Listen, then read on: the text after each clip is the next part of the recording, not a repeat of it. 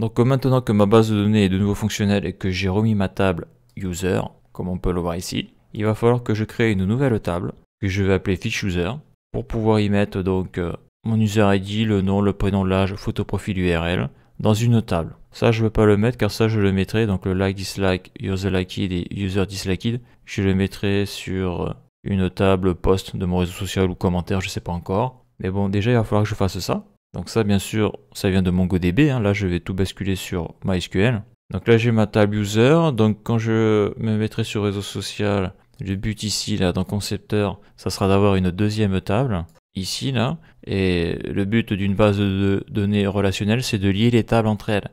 Donc pour faire ça il y a la notion de clé primaire et la notion de clé étrangère. Donc l'idée c'est quoi? C'est que là j'ai un ID unique, un identifiant unique parce que l'user s'est identifié par le biais de son email, donc l'email est unique.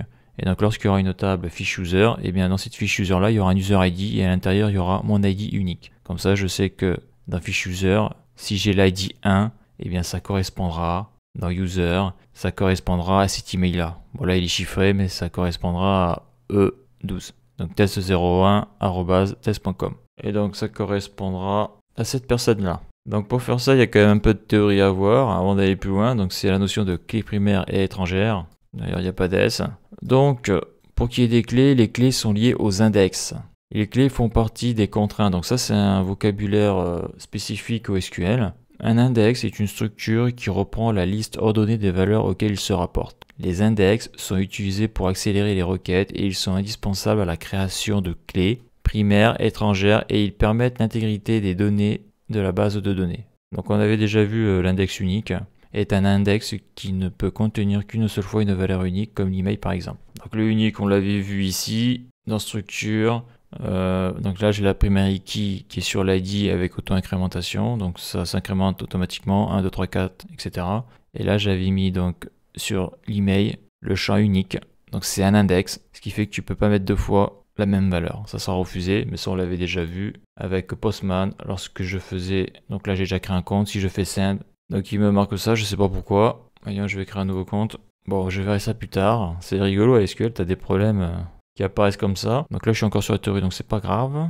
Voilà. Donc les clés primaires servent à identifier une ligne de manière unique. Donc ça, on l'avait déjà vu un peu. Voir l'ID dans une table. Autrement dit, la clé primaire d'une table est une contrainte d'unicité composée d'une ou plusieurs colonnes et qui permet d'identifier de manière unique chaque ligne de la table. Ok. Les clés étrangères permettent de gérer des relations entre plusieurs tables et garantissent la cohérence des données. Voilà, la cohérence des données, c'est par exemple si sur la table user j'ai l'ID 1 pour l'email test01, eh bien il faudra que l'ID 1 dans les autres tables soit présent pour qu'il y ait une identification de qui appartiennent les données sur les différentes tables. Et donc la primary key de la table user est très importante. Donc la clé primaire primary key, parce que ça c'est un terme technique, Une clé primaire est un index unique sur une colonne qui ne peut pas être nulle, primary key. Une contrainte de clé primaire est donc une combinaison de deux contraintes qui sont uniques et not nulles. Donc c'est pareil, le terme de contrainte, c'est un terme spécifique à SQL, c'est une terminologie spécifique. La colonne ID est utilisée pour porter la clé primaire et elle est de type int et inside, toujours positive, donc c'est un nombre. ID est auto-incrémenté, c'est une valeur numérique. Il n'y a qu'une seule clé primaire par table, ce qui semble logique, et une seule colonne peut être auto-incrémentée et c'est souvent la primary key, ce qui est aussi logique. Chaque table doit avoir un ID avec une primary key, donc ça c'est comme dans MongoDB, chaque collection, lorsqu'on crée un objet, avait son object ID unique, pour pouvoir être sûr de l'unicité de la donnée, quoi. Pour les recherches, c'est plus pratique. Pour avoir un ID unique comme l'object ID dans MongoDB, une clé primaire peut se faire à la création de la table, après la création de la table, et elle peut être supprimée de la table. Donc on n'est pas obligé de le faire à la création, ça peut être ajouté après. Donc après on a la clé étrangère foreign key. Alors la clé étrangère permet de définir une relation entre deux tables et d'assurer la cohérence des données. Dans une table, lorsqu'une clé étrangère est créée sur une colonne, un index est automatiquement créé sur celle-ci. La colonne qui sert de référence et qui est dans une autre table doit posséder une primary key. Donc fonctionne avec le moteur InnoDB mais pas avec MyISAM. Donc InnoDB c'est un moteur transactionnel et MyISAM c'est un moteur non transactionnel, c'est-à-dire que les transactions et les requêtes sont contrôlées alors qu'avec MyISAM ce n'est pas contrôlé. En gros c'est ça. Donc pour sa création il faut deux éléments, la colonne où sera créée la clé, foreign key, et la colonne qui servira de référence. Donc la référence, ça sera l'user ID, quoi, la table user, et ça sera l'ID de l'user. Il peut y avoir plusieurs clés étrangères par table.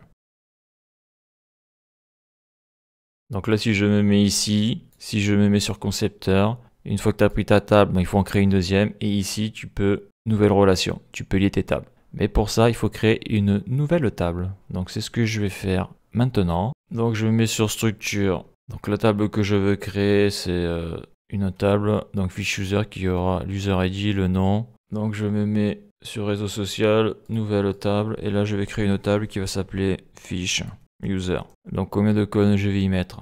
Donc il me faut l'ID de la table, quoi, l'ID de chaque ligne de la table. Donc 1, l'user ID 2, le nom 3, le prénom 4, l'âge 5, photo profil URL 6. Après le reste, je mettrai ultérieurement si j'ai besoin. Donc je mets 6. Exécuter. Voilà. Donc le premier nom que je vais mettre, ça va être ID fiche user. Voilà, parce que chaque ligne qui sera créée dans la table fiche user aura son propre ID. Donc c'est une primary key exécutée et ça s'auto-incrémente. Ça, voilà. Donc ça, il n'y a pas de souci. Ça, c'est le premier champ. Après, le deuxième champ, ça va être fiche user. Donc ça, c'est le nom de la table. Et je vais appeler user ID. Donc c'est cette colonne-là que je vais relier avec la primary key de la première table user. Donc c'est pareil, ça c'est un entier. D'ailleurs, j'ai oublié quelque chose. Ici, on est sur attribut, on est sur non signé. Donc là, c'est pareil, c'est du non signé. Par contre, la clé étrangère, je le ferai ultérieurement parce que là, je ne peux pas la mettre avec l'interface graphique de PHPMyAdmin. Donc c'est un entier, ça c'est bon. Donc après, qu'est-ce que je mets? Après, je vais mettre le nom, le prénom et l'âge. Donc nom, prénom, âge. Et ça, photo profil URL, CTRL-C. Oui, parce que c'est un réseau social d'entreprise. Donc dans un réseau social d'entreprise, il n'y a pas de pseudo. C'est obligatoirement ton nom, ton prénom, ta photo. Après, je rajouterai plus tard ton poste. Et à la limite, on peut même mettre l'ancienneté. Voilà, il n'y a pas d'anonymat en entreprise. Comme ça, on sait à qui on a affaire. Donc voilà, donc le nom, donc ça va être un varchar. Je vais mettre 100, je peux en prendre la tête là-dessus. Ça, j'y touche pas. Ça, j'y touche pas, c'est automatique. Ça, j'y touche pas. Ça, j'y touche pas. À noter, j'ai pas dit, mais les index, ça permet à MySQL de créer un index. Et c'est pour faire des recherches plus rapides lorsqu'on va consulter la base de données. Mais là, pour le moment, j'y suis pas encore à ce niveau-là, faire des recherches. Là, je découvre. Donc là, le varchar, je mets 100 aussi pour prénom. Pour l'âge, bah l'âge c'est un entier quoi, c'est même un tiny int. Alors je sais plus c'est quoi la valeur tiny int. Jusqu'à 127, bah c'est bon. Là je mets que 2 parce que tu vas pas avoir plus de 99 ans, ça c'est sûr. Et là varchar, et là je vais mettre 100 pour l'URL, ça devrait passer. Donc là je pense que je suis bon, voilà je mets pas de valeur, il va le mettre de manière automatique. Commentaire de table, le moteur c'est InnoDB, donc moteur transactionnel, ça c'est bon, aperçu SQL, donc là surtout pas faire la boulette là. Là il faut faire un CTRL-C parce que si ça se passe mal, je perds tout. Et là je fais enregistrer, est-ce que ça marche? Waouh, il n'y a pas d'erreur, ça a marché du premier coup, magique. Donc maintenant j'ai ma table user, et j'ai ma table fiche user, et dans ma table fiche user j'ai différents champs. Donc l'ID de chaque ligne qui aura sur ma table, avec la clé primaire, et après j'ai fiche user, user ID, fiche user nom, fiche user prénom, fiche user âge, fiche user photo profil. Donc je marque le fiche user devant, donc le nom de la table c'est pour voir du premier coup d'œil à quoi correspond le champ. Parce que sinon on a user, user ID, nom, prénom, etc.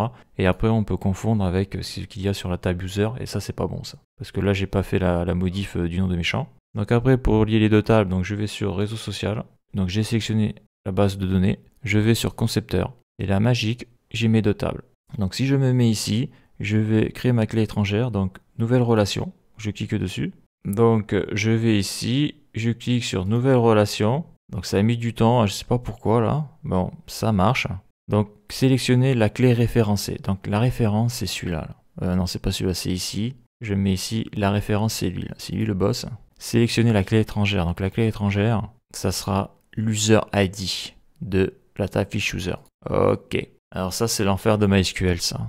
Parce que j'avais fait une préparation de cette vidéo là juste avant là et j'avais supprimé ce que j'avais fait et on voit que erreur, un index est manquant sur là où les données. Cliquez pour éliminer ce message. Voilà, c'est vraiment quelque chose de sensible. Donc je vais aller sur fiche user, je vais aller sur structure, je vais aller sur fiche user ID plus. Donc, je vais lui mettre un index, il sera content. Allez, ok.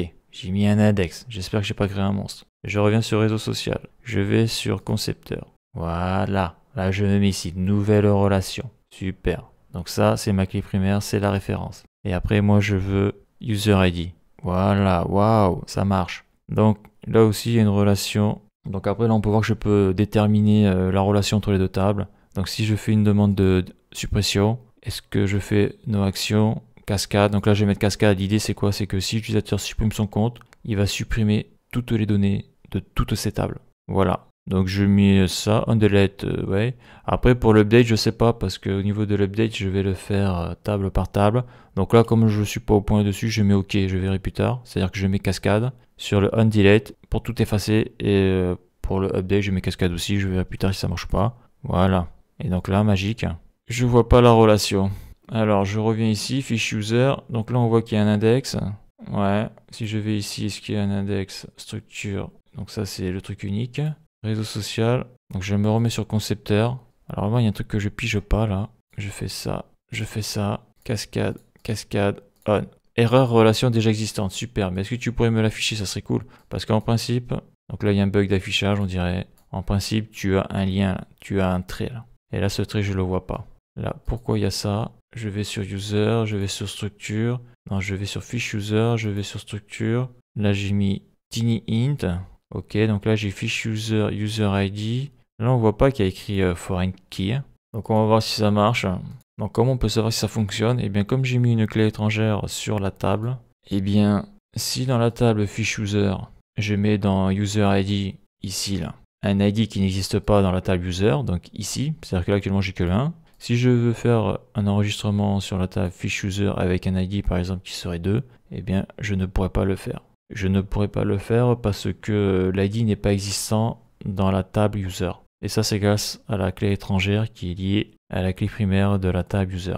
Donc là, je suis sur fiche user, je clique sur vue relationnelle. Donc là, je découvre aussi, moi. Ah, et là, on voit le lien FK, foreign key, contrainte de clé étrangère. Bah, ça a l'air de marcher, ouais, super. Donc là, après ça, je peux le modifier. Ok, là, je peux ajouter une contrainte, donc je ne vais pas y toucher. Relation interne, c'est quoi ça? On va pas trop y toucher. Voilà, ce que je découvre aussi, je tâtonne un peu. Donc là, je reviens sur réseau social. Pourquoi je ne vois pas mon affichage? Il veut pas, hein. Il y a un bug. J'ai un bug. Je suis dégoûté, quoi. Hier, ça marchait très bien. Donc là, je vais marquer réseau social. Là, je peux pas changer le nom. Là, je sais pas comment on fait, là. Bon, c'est pas grave. Ce que je veux voir, c'est réseau social, fiche user. Je vais donc sur structure. Là, j'ai vue relationnelle. Ouais, c'est bon. Ok. Donc, si je me mets sur SQL. Donc pour insérer une donnée dans la nouvelle table que j'ai créée, donc je clique sur insert, parce que là on voit que ça nous mâche un peu le travail. Donc ID fiche user, donc ça c'est auto-incrémenté, c'est la clé primaire, c'est pas moi qui le fais, c'est la table de données, je supprime. Donc je supprime la value numéro 1. Voilà. Moi ce que je vais remplir c'est l'user ID, donc l'user ID ben, je vais prendre la valeur de 1. Donc soit tu mets, en principe ça marche avec les simples quotes. Là on voit qu'ils ont mis des backticks. Donc l'ID 1 existe, donc ça devrait marcher. Donc là, je vais marquer au niveau du nom, je vais marquer test 01. Au niveau du prénom, je vais marquer test 02. Au niveau de l'âge, je vais marquer 11 ans, l'âge de la chaîne. Et au niveau de l'URL, donc la chaîne de caractères, je vais marquer n'importe quoi. Voilà, point virgule. Je fais un CTRL-C ou quand il y aurait un gros bug. Je fais exécuter, ça marche, magique.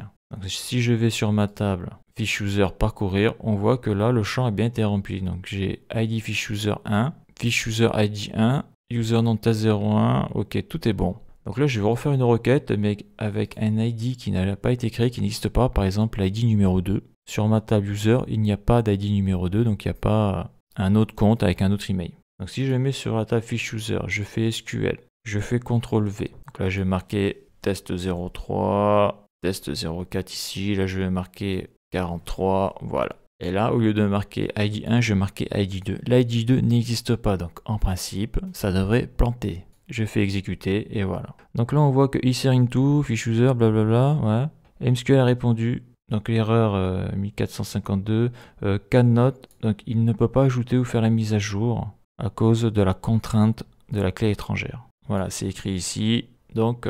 Je fais un CTRL-V, impossible d'ajouter ou de mettre à jour une ligne enfant, une contrainte de clé étrangère échoue. Voilà, donc la clé étrangère marche bien. Donc c'est ce qu'ils appellent la la cohérence des données. La clé étrangère permet de définir une relation entre deux tables et d'assurer la cohérence des données. Voilà, parce que l'ID 2 n'existe pas, donc tu peux pas créer des données pour un compte qui n'existe pas. Donc voilà. Donc malheureusement, j'ai l'autre là qui me fait chier comme d'hab. Voilà, alors ça c'est la première fois que j'ai cette erreur-là. Protocol enqueue after fatal error. Alors ça c'est fort en chocolat ça. Protocol enqueue, attends, on va mettre ça comme ça. Voilà, protocol enqueue. Enqueue, ça il le traduit pas ça. Après une erreur fatale, t'es gentil, ouais.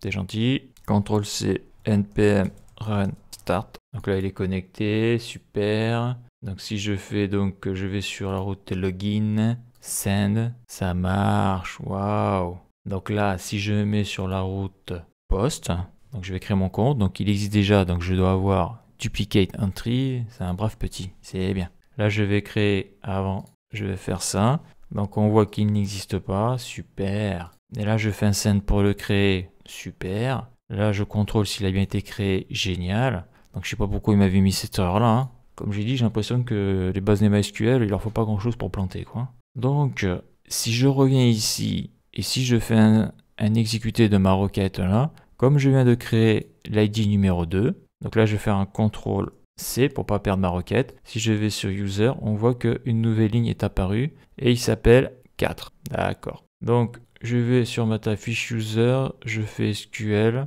je fais un CTRL V, donc là ça a planté parce que l'ID 2 n'existe pas. Ça a bien planté à cause de la clé étrangère, à cause de la constante de la clé étrangère. Et si je mets l'ID 4, donc comme il existe, ça devrait être bon. Donc j'appuie sur exécuter, voilà, c'est bien. Donc là je vais sur parcourir, et là on voit que j'ai créé une nouvelle ligne sur ma table fiche user. Donc on peut voir donc l'utilité de la clé étrangère, hein, en tout cas au niveau où je le pratique pour le moment. La structure, elle est là, la vue relationnelle, il n'y a pas de souci, ça fonctionne. Le seul truc qui me chagrine, c'est que pour la partie visuelle, ça marchait bien hier, aujourd'hui ça ne marche plus. C'est que tu vois le petit trait là qui fait la jonction entre les deux tables. Là, il n'y est pas. Je ne sais pas pourquoi. Donc c'est là où ça montre aussi que quand tu es sur cette vue-là, sauf si tu connais tes tables par cœur, mais c'est vrai que ça peut être intéressant de marquer, là où tu veux mettre ta clé étrangère, de marquer ce qu'ils ont marqué ici, de rajouter le FK. Comme on peut le voir ici, là, dans la structure et dans la vue relationnelle, de rajouter FK pour foreign key, comme ça, du premier coup d'œil, tu vois où est la clé étrangère, car malheureusement, là, sur mon affichage graphique, là, le petit tronc ne le voit pas. Donc là, on a pu voir que tout fonctionne. Donc, dans ma base de données réseau social, j'ai créé une nouvelle table fiche user que j'ai liée avec la table user. Donc maintenant, il va falloir que je regarde. Donc pour créer une classe fiche user comme ici, là, et après, comment je fais pour modifier mes contrôleurs fiche user, et bien sûr, toutes les routes sont authentifiées. Donc il va falloir que je fasse un petit tour du côté de l'authentification. Voilà, donc ça on le verra dans le prochain épisode. Donc avant d'aller plus loin, il ne faut pas que j'oublie de sauvegarder ma base de données si j'y arrive avec phpMyAdmin. Donc là, si je me mets sur la base de données réseau social, je voudrais tout exporter là. Donc je clique sur exporter. Et là, il me dit des erreurs ont été détectées sur le serveur, merci de regarder au bas de cette fenêtre. Donc je vais au bas de cette fenêtre et je vois qu'il n'y a pas d'erreur. Donc je fais ignorer. Alors voyons si je mets sur personnaliser. Donc on voit que je peux sélectionner donc la structure et les données des tables fiche user. Donc ouais, comme c'est une petite base de données, je peux tout prendre. Sachant que d'après ce que j'ai pu voir, à l'importation avec phpMyAdmin, on est limité à 40 mégaoctets. Ce qui est pas grand chose pour une base de données. Donc là je parle, donc sortie OK, ça j'y touche pas. Objet de création d'objet, bah ça je laisse ça comme ça, hein. Option de création de données, j'y touche pas. Si je fais exécuter, est-ce que ça marche? Là je clique sur le bouton, il se passe rien, super, ça marche pas. Donc si je fais ça, mettre à jour, voilà. Est-ce que ça fonctionne? Je descends, je clique, ça ne marche pas, Donc là de ce que je vois, je peux pas exporter depuis réseau social. Je suis obligé d'exporter que la table. Je sais pas pourquoi. Donc je vais faire fiche user, la table que je viens de créer, exporter. Là il me dit qu'il y a des erreurs, il me gave. Si je fais exécuter, ça marche pas. Si je sélectionne le modèle, est-ce que ça marche? Voilà, je vais ici exécuter, ça marche pas non plus. Donc je vais créer un modèle, je sais pas moi, fiche user, peut-être qu'il faut créer un modèle. Duplicate entry root tab, ok. Donc je vais faire rapide alors. Rapide, peut-être que ça sera plus simple pour lui. Il ne sera pas un au cerveau, donc je clique sur exécuter. Et là, magique, ça fonctionne. Waouh! Donc vraiment, J'utilise PHP-MyAdmin parce que je suis débutant, mais je sais que le logiciel qui est utilisé c'est Workbench. Donc Workbench MySQL. Donc pour le moment j'utilise pas parce que PHP-MyAdmin c'est bien quand tu es débutant, mais on voit que dès que tu veux faire des exportations, c'est pas ça au niveau de la base de données. Donc là je vais l'enregistrer directement sous Visual Studio Code, fiche user, je fais enregistrer. Super, il a enregistré. Donc maintenant je vais aller voir sur Visual Studio Code si ça a bien été fait. Donc là je suis sur Visual Studio Code, on voit que fiche user est apparu, je clique dessus. Donc qu'est-ce que l'on voit? Donc on voit PHP-MyAdmin SQL dump. Donc c'est comme ça qu'ils appellent ça un dump dans les sauvegardes de serveurs, des bases de données, c'est le même nom. Le serveur c'est MariaDB, d'accord. Donc on voit la création de la table fiche user, donc c'est celle que je viens de faire. Donc si je veux la recréer, je peux tout sélectionner là et le mettre dans la requête SQL. Là on voit les données qu'il y avait sur ma base de données, insert into, table fiche user. Là on voit que la fiche user il y a un index, donc la primary key sur ID fiche user. On voit donc ici l'auto-incrément, d'accord, et on voit la contrainte pour la table fiche user. Ici, là, on a la foreign key qui est sur fiche user ID. Donc voilà. Donc là, on voit à quoi ça ressemble une base de données MySQL. Ça ressemble à ça. Du code dans un fichier .SQL. Voilà donc la suite dans le prochain épisode.